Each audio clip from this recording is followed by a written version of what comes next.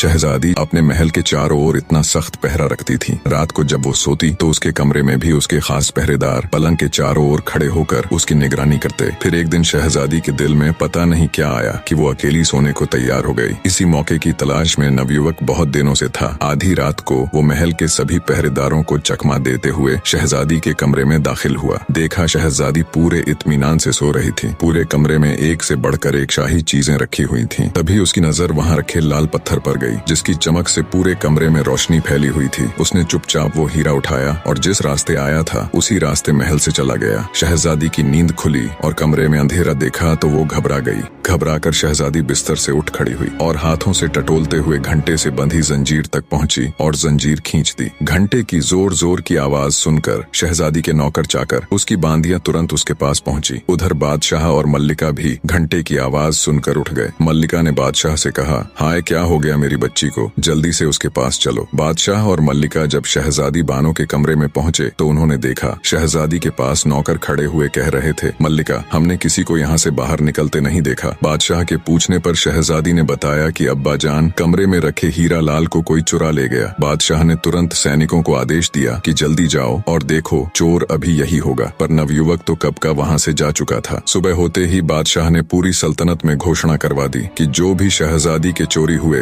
हीरा लाल को वापस लेकर आएगा या आएगी उसे मुंह मांगा इनाम दिया जाएगा। नवयुवक को जब बादशाह की घोषणा का पता चला तो वो मन ही मन खुश हुआ। वो अब अपने अगले कदम के लिए तैयार था। शहजादी के गुरूर को तोड़ने की नवयुवक की योजना अब उसके हिसाब से जा रही थी। अपनी योजना अनुसार वो बादशाह के सम्मुख पेश हुआ और तख्त के सामने झुककर बड़ी अदब के साथ सलाम किया। बादशाह ने नवयुवक से पूछा, कौन हो तुम? नवयुवक ने अदब के साथ कहा, बादशाह सलामत, मैं शहजादी के चुराए हुए हीरा लाल को लेकर आया हूँ। अब आप अपने वायदे के मुताबिक मेरी मुंह मांगी शर्त को पूरा कीजिए। बादशाह हीरे को देख खुश होता हुआ बोला, कहो तुम्हें क्या चाहिए? नवयुवक ने बोला, बादशाह सलामत, मेरी गुजारिश है कि परसों शहजादी को देखने पर कैद किए गए वृद्ध मछुआरे की आंखें फोड़ने की सजा माफ की जाए और उन सिपाहियों की पीठ पर कोड़े लगवाए जाएं जिन्होंने उसे गिरफ्तार किया और मुझे गालियां दी। बादशाह ने हैरान होते हुए पूछा, उस बूढ़े मछुआरे के साथ तुम्हारा क्या रिश्ता है? नवयुवक बोला, हुजूर ए आजम, मेरा उसके साथ इंसानियत के अलावा कोई रिश्ता नहीं, बस उसकी हालत देखकर मुझे उसके ऊपर रहम आ गया और वैसे भी उसके देखने भर से शहजादी का क्या बिगड़ गया। नवयुवक के मुख से ये बात सुनकर बादशाह गुस्से से तिलमिला उठा। उसने अपने वजीर को आदेश दिया, इस